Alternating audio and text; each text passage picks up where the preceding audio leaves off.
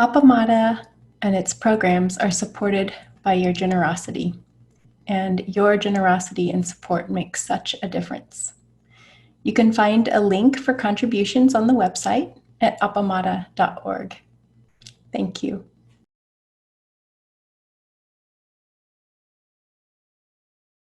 Good morning, everyone. It's good to see you. This morning, as always, I want to welcome everyone here at this time and this place of the Zendo, the International Zendo, right? And also to all those who might be listening in the future to this from the Sanghas in Madison, England, Switzerland, Chicago, Alpine, and Hawaii. So welcome to those folks as well. To start, I'd like to talk about the announcements. And the ones I have listed haven't changed from last week, but I'll repeat them. October 8th, I'll be leading a one-day sit. It'll probably be Friday night and Saturday. And then November 5th through 7th, there's a 3-day intensive with Todd and Joel, and that'll start also on a Friday and then go Saturday and Sunday. And then on the 10th of November, there's the formal memorial for Kevin Frost at Mercury Hall, and will be held outside in the garden. Should be a lovely venue. Does anybody else have any announcements? Okay, then we'll get started. You know what? I don't think I hear you guys. Why would that be? Oh, no, that's not why. Can Hello. you? Yeah, you can hear. Can you hear me? Yes, I can. Okay. It's Yep. just felt like I was in a vacuum. Okay. Please. So today I'm going to do something a little bit different. I'd like to talk about an article that I've read recently. Well, actually, I read it a year ago. But I think it's a really wonderful article. It's Karen Armstrong is the author of it, and it's called The Lost Art of Reading Scripture. And it was published in Tricycle in summer of 2020. And I wanted to present what she has to say just because I thought it might be useful in thinking about how to approach our sutras and a lot of our chants. I mean, we do that all the time, but sometimes there's a tendency to approach those with the rational mind, with the mind of logic. And so she talks about that and how the scriptures how they were intended to be read and so forth. So I just thought I'd like to present that, and then I thought we'd do a little exercise afterwards. So that's kind of where we're going. Okay. So the first half of our article deals with the history of human transcendence of everyday experience, and then the second half is about characteristics of scripture. So I'll be talking along for a little while. I apologize for a lot of talking, but anyway, we'll get to an exercise after a little while. So the reason why I'd like to talk about this, talk about it a little bit further, is she makes certain recommendations on how to approach and read these ancient texts, and explains how and why the scripture should not be considered as a historical account or a doctrine to place one's belief in, but rather what they're about is a radical transformation of your heart and mind. So, early on, humans started making tools there it is. It's making tools. And about the same time, they started creating works of art. And the art, interestingly enough, was reflecting their fear, their wonder, their mystery about their everyday existence, about their existence. So a classic example of that is a cave, I believe it's in France, somewhere in France. It's the Lacroix Caves, I mispronounced that, I'm sure. It's dated from 17,000 before Common Era, so it's a very old site. And there are paintings and paintings of local animals in one section, and then there in another area there are engravings of certain large mammals, the bison and the musk oxen, and several other large animals. And then there is this massive figure that's part human and part beast on a wall, and he has penetrating eyes. And so it's located in this site at a place where you're coming out of the temple and you're coming out of the tunnel, and you're approaching the temple, so you can't miss it. I mean, it's aimed right at you. And so you see these penetrating eyes. So isn't that interesting? What's going on? What is that? I mean, this is not something that happens every day in the terms of, it's not something that they've seen. It's not empirical evidence of something. It goes way beyond that. It's rather talking about the transcendence of everyday experience. And it's also about the sense of unity between human, animal, and what she says, the divine. Well, isn't that interesting? Starting that early, we're already wondering about something beyond just the everyday, something beyond, just eating, the common things that we do every day. It's beyond that. I just find that fascinating. So human beings deliberately cultivated this perception, this understanding of existence that differed from the empirical. Through time, human beings have been instinctively drawn to the sacred and to the sacred and an enhanced state of being. They're, as I said, perceiving something beyond just the immediate things that we see. They're seeing beyond just the relative. So until the modern period, it was taken for granted that all cultures found that the world was pervaded by a reality that exceeded the reach of intellect. So in modern day cultures, we may not be so assiduously trying to make sense of things in this way. But we all have experienced at least once when we were touched deeply within, or when we were lifted momentarily beyond ourselves, or when we fully connected to our humanity in much fuller way than usual. I think that everyone experiences that at some point. And oftentimes it's created through or a result of music, poetry, nature for sure, love, and then she also mentions sex and sports as well as religion. So all of those things can lead to this kind of going beyond the immediate human experience.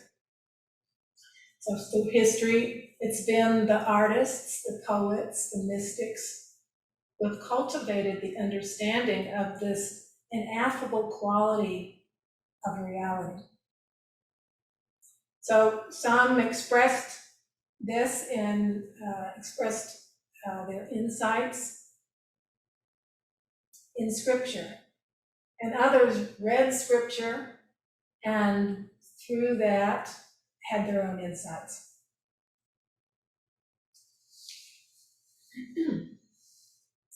So this deep-seated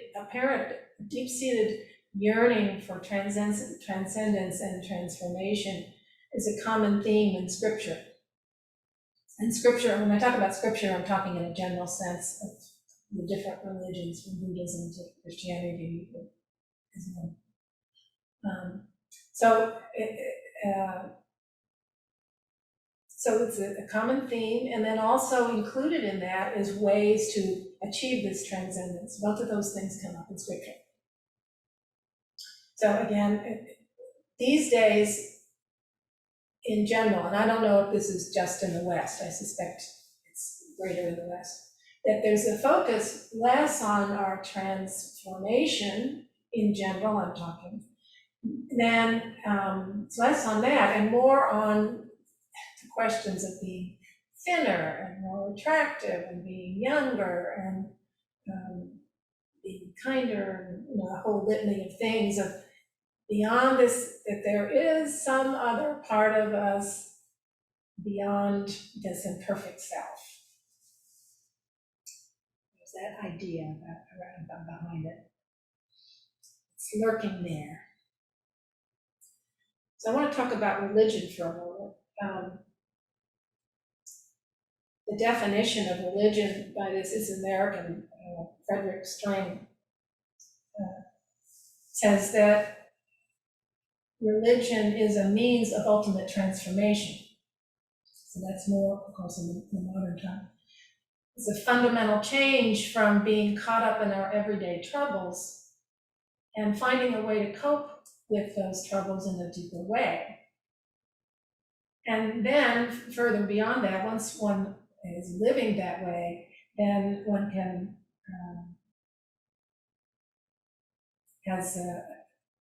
can experience a more authentic and deeper reality. That is the ultimate, as he described it. So, as a part of religion, we have myths and rituals, sacred texts, and ethical practices.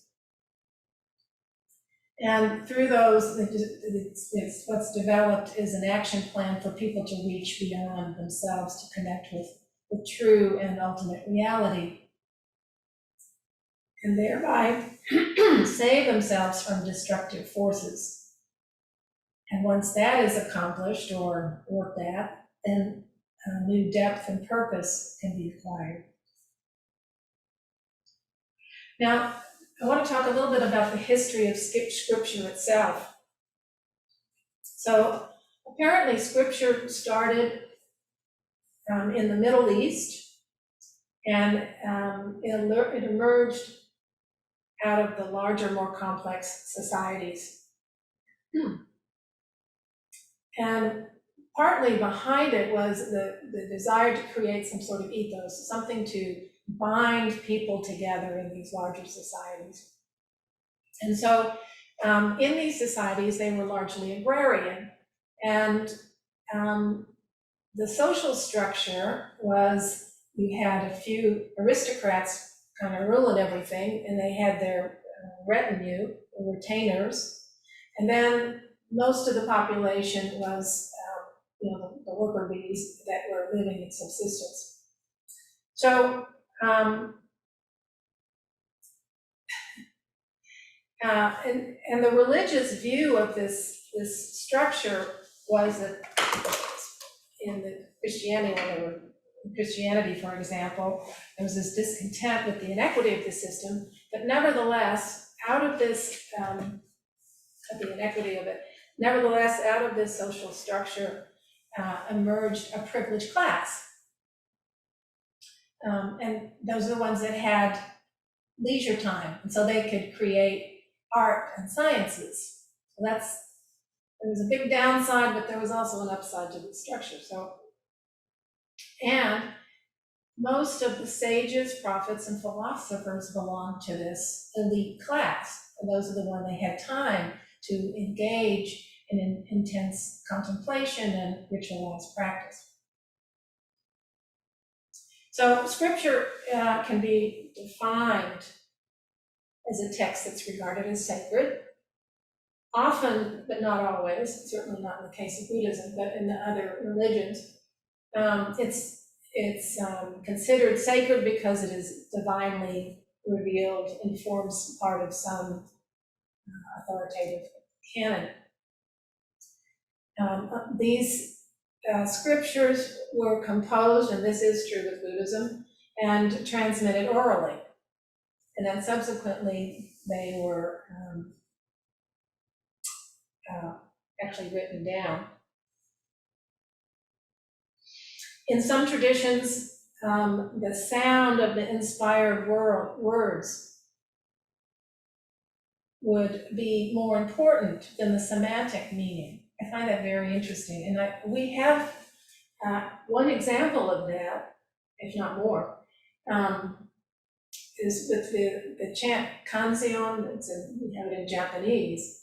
And if you've ever listened to it,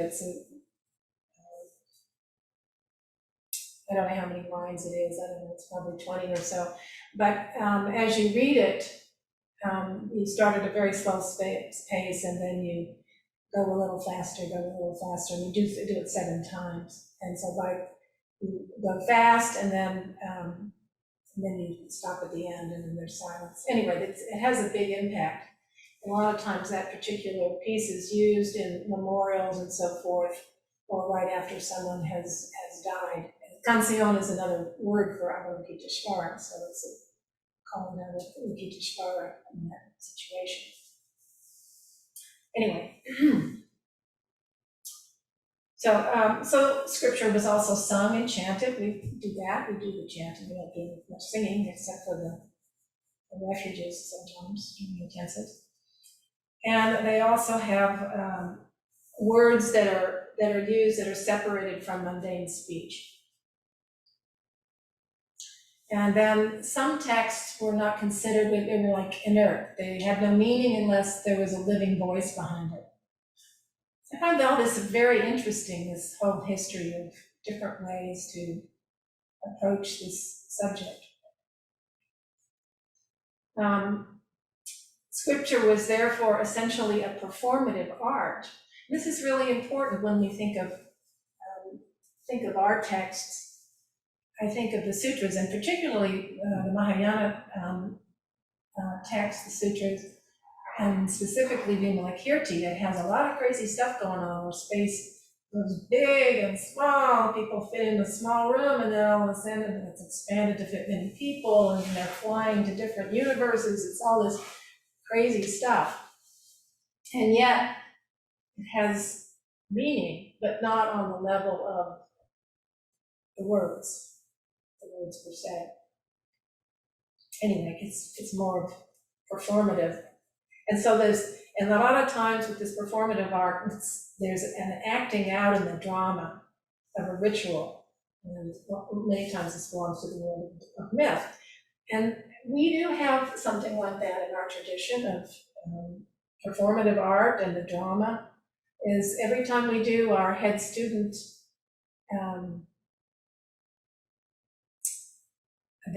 it's the head student ceremony, where the student, teachers ask the student to come forward. They've gone around to all the different people, and everyone has bowed to them, and then they come up to the front, and basically the teachers ask him to be the head student, to be the friend of the Sangha. And they always say, "No, I cannot," and they start to leave. And then the teachers call them back. So it's in script, but it's very interesting.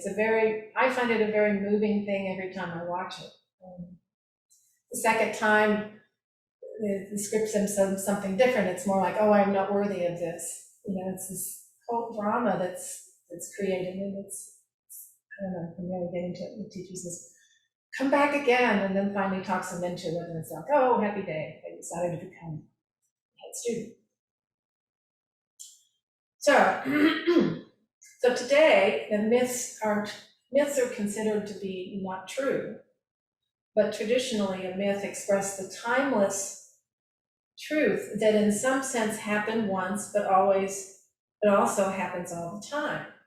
Again, we find this all the time, not all the time. We find this quite a bit in our scriptures. Shin Shin Ming, the last line, is something about today, the past, the present, and the future. We find that often, and it's talking about the idea of something being timeless. It's now, but it's always. So, and this kind of thing enables people to make sense out of their lives. This is one reason, I suppose, reason for it, by setting these dilemmas, for example, in a timeless context. So, these myths are not designed to confirm belief or endorse your current way of thinking. On the contrary, it's calling, as I mentioned earlier, for the radical transformation of heart and mind. So they're a way of conceiving or apprehending this mysterious quality of the world or of reality that we just can't grasp conceptually. Now, they come alive through these rituals. So our modern society is rooted in reason, which must relate precisely to factual, objective, and empirical reality if it is to function efficiently in this world. So the prevalence of reason in modern society has made scripture problematic because scripture's narratives have never claimed to be accurate descriptions of the creation of the world or the evolution of the species, for example, and other ways as well. They don't conform to modern scientific and historical norms, and so many see them as untrue. So this is stuff that kind of falls in our realm. There's so much in what we read from the sutras and the chants and things that the reason does not apply to it. And so Karen Armstrong says that as works of art, however, they must be read according to the laws of the genre. And like any artwork, scripture requires the disciplined cultivation of an appropriate mode of consciousness. And part of that, she says, is the divestment of ego. Otherwise, the texts are impenetrable. When the texts are considered rather as factual, they are considered an indication that could only point. It's like pointing a finger at the moon. We hear that all the time. And pointing to the ineffable.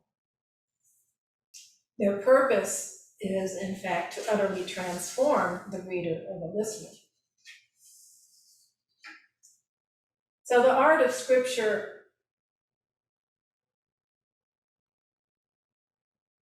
did not mean returning to a perfect past. This is an interesting characteristic as well. It's not about returning to the golden past and following those rules. It's not that at all.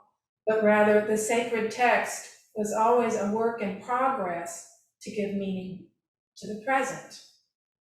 It's creative, imaginative, and inventive way of interpreting and a way to reflect on our modern times. And so that's what we do with our texts. We read them and then try to figure out how they apply to our life today. We're not just presuming it's something in the past we want to follow as is. So every structural tradition has a central theme or motif reflecting its unique view of the human predicament. And each tradition invests with dignity and significance a way of life in a world that can otherwise seem brutal, pointless, and terrifying. We go back to the people who were in the caves. That's exactly what they were expressing, and we're still dealing with that. Our life, there's some brutality out there, and a lot of pointlessness, and a lot of terrifying acts. But scripture, when practiced as art, is language made numinous or made spiritual. So the message of a scripture is not cast in stone, and no scriptural text has all the answers, of course. Even the inspired words of scripture must eventually seg into the silence that is an expression of our awe, wonder, and unknowing. So that's basically what the article is read, was talking about. And so I was wanting to see if we could do an exercise where we're consciously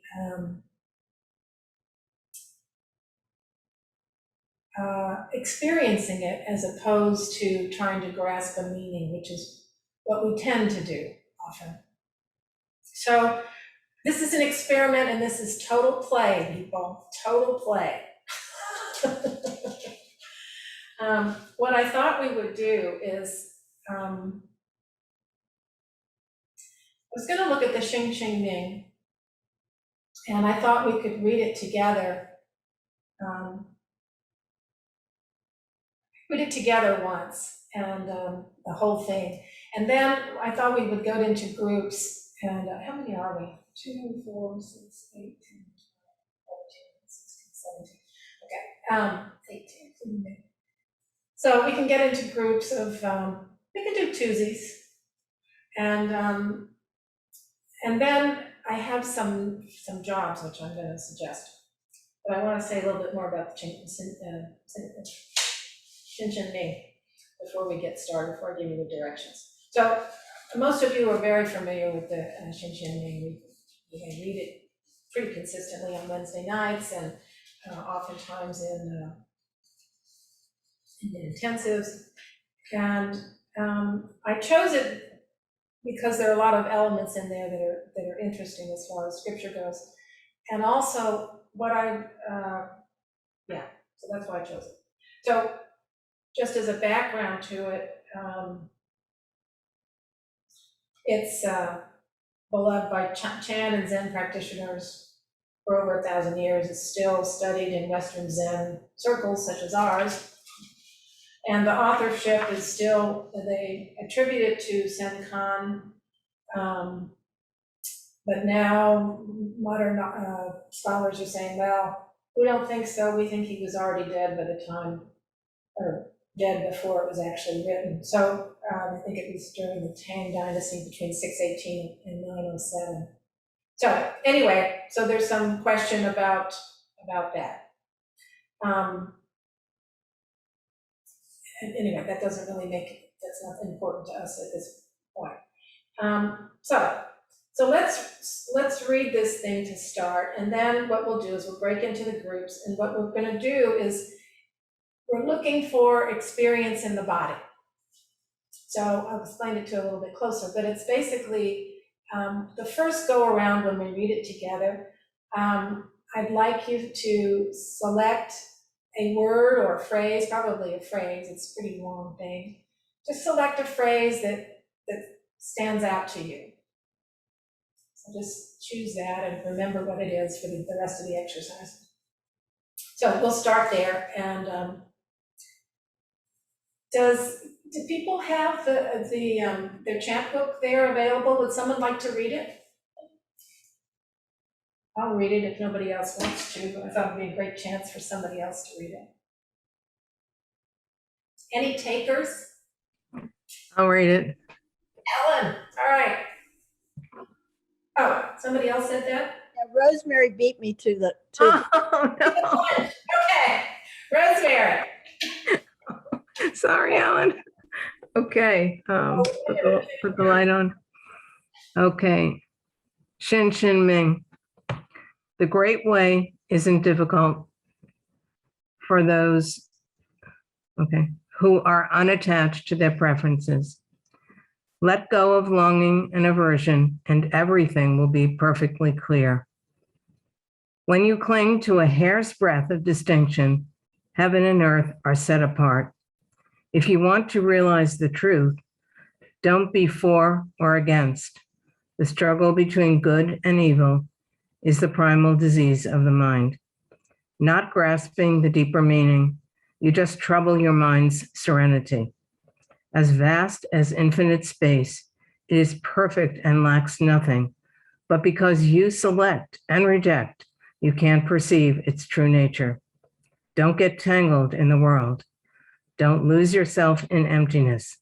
Be at peace in the oneness of things, and all errors will disappear by themselves. If you don't live the Tao, you fall into assertion or denial. Asserting that the world is real, you are blind to its deeper reality. Denying that the world is real, you are blind to the selflessness of all things. The more you think about these matters, the farther you are from the truth. Step aside from all thinking, and there is nowhere you can't go. Returning to the root, you find the meaning. Chasing appearances, you lose their source. At the moment of profound insight, you transcend both appearance and emptiness. Don't keep searching for the truth. Just let go of your opinions. For the mind in harmony with the Tao, all selfishness disappears. With not even a trace of self-doubt, you can trust the universe completely. All at once, you are free, with nothing left to hold on to. All is empty, brilliant, perfect in its own being. In all the world of things as they are, there is no self, no non-self. If you want to describe its essence, the best you can say is not to. In this not to, nothing is separate, and nothing in the world is excluded. The enlightened of all times and places have entered into this truth. In it, there is no gain or loss. One instant is 10,000 years. There is no here, no there. Infinity is right before your eyes. The tiny is as large as the vast. When objective boundaries have vanished, the vast is as small as the tiny. When you don't have external limits. Being is an aspect of non-being. Non-being is no different from being. Until you understand this truth, you won't see anything clearly. One is all are one. When you realize this, what reason for holiness or wisdom? The mind of absolute trust is beyond all thought, all striving, is perfectly at peace, for in it there is no yesterday, no today, no tomorrow. Thank you. Okay, so I think we need to get into the groups, and what we're going to do is you have your phrase that you chose, and then in your groups, one person will read it again, and the other person will listen. One will read and one will listen, and just pay attention to any feeling that comes up while you're listening to the whole thing, and maybe particularly that phrase, or could be the whole thing, but just really pay attention, get into the body. We're trying to do an embodiment thing, assessment. So what is the impact on your body? What is it that well, first of all, what feeling? So sadness, or a lightness, or any number of emotions,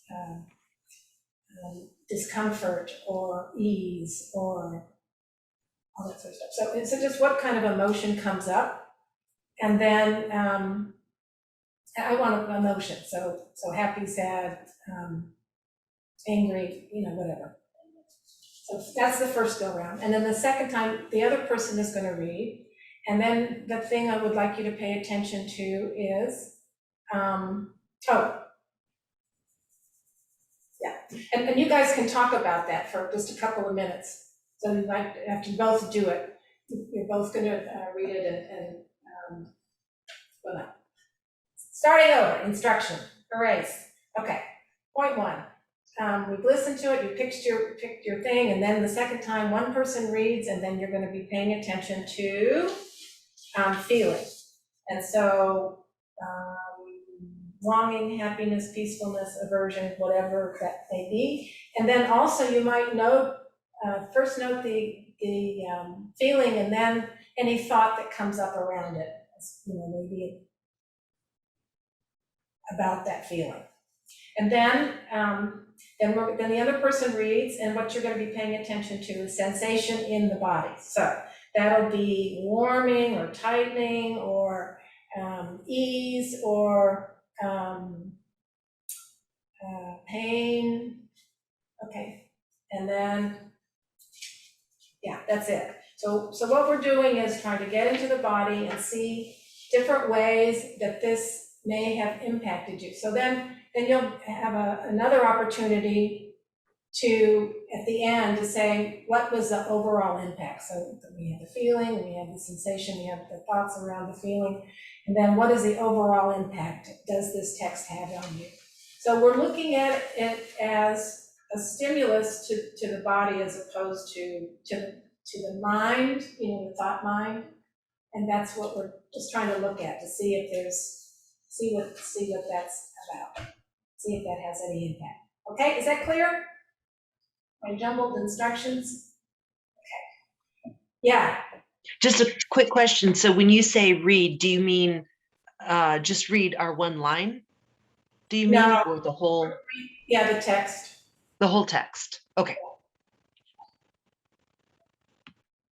Ellen, did you have a question? Yeah, so we read it 3 times in total or 2 times in total?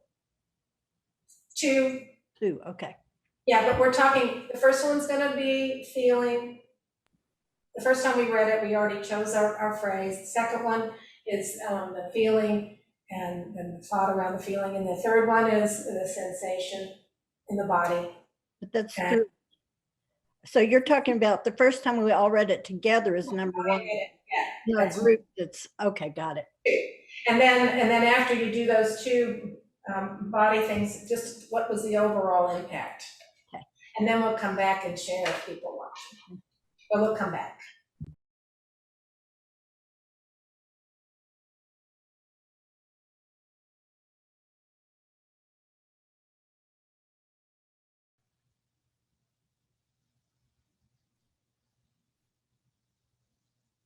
Anybody? Ellen? Yeah, both Juan Carlos and I noticed relaxation. Just reading through it, the body just tended to relax. Oh, that's nice. Yeah. That's great. Yeah. Great. Elizabeth? For me, I had never heard that before, this scripture. And for me, I had a lot of tension. I had a lot of throat tightening, especially the part, don't get tangled in the world. Ah, interesting. I'm so tangled in the world. We all. Great, I'm glad. This is just all about noticing, and yeah, so great. Thank you. Melanie? My feeling wasn't that of reaction, it was more of how can I react to this? How I wanted to write a haiku, I wanted to respond to it. I felt tingling in my body felt activated. It felt, it's also the first time I've read this. And it just felt to me like, okay, this is basically, it's the crux of it is let go of longing and aversion and everything will be perfectly clear. And then it just goes on saying that in 10 different ways. It's just like, okay, enough, I got it. But I just wanted to, say, well, yes, it's because we're so tangled. We need to hear it in different ways. We need to hear it in different forms. Our body needs to react to it.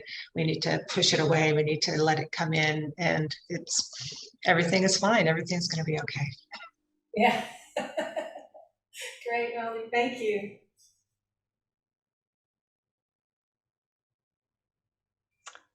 Joan Mueller. You have to unmute yourself, Joan, because you've got your settings, so I can't unmute you. There. There you go. We were three of us together, Joan Harmon and Bill and I, and Joan read it to us. It was just so powerful, like I couldn't put words to it. It was just I was enveloped in the whole thing, and it was like it's beyond words, but it was in me now. And we were all very moved by it. Oh, that's lovely. Yeah. I want to hear that. Yeah. It's great. I'm glad so many people had a sense of it. I know sometimes we just, as I said before, we tend to try to grasp onto the meaning, and then we miss what how our body is taking it in. So it's really cool. I love the line of the hair's breadth distinction. And whenever that line is read, I kind of really notice the tension in my chest or a feeling, and it tells me that I'm offline, that I'm kind of that hair's breadth off. And each time it brings me back again and again. And it's that thing, isn't it? If we're offline a bit, or if we're not here, then that tension, anxiety, whatever form it shows up in us, lets us know if we're quiet enough and still enough, we can hear where it's telling us our body's shouting at us, screaming at us, or sometimes whispering that we're not quite, we're a hair's breadth off. So that line is always really special and important to me, to come back again and again and again. Yeah. Thank you. I got stuck on I was doing this last night as well, and it happened last night as well. The one, you can trust in the universe completely. And it's like, both times it hit me as this is what I need to hear right now, and it just brought a great ease to me. So people, I think a lot of times you can read these scriptures and they affect you, they're like koans, they affect you in different ways depending on what you're bringing to it. Right? So the body will let you know. Okay, we'll wrap this up. Thank you so much for your participation. And I'm sorry we had so little time, but I think it worked anyway. So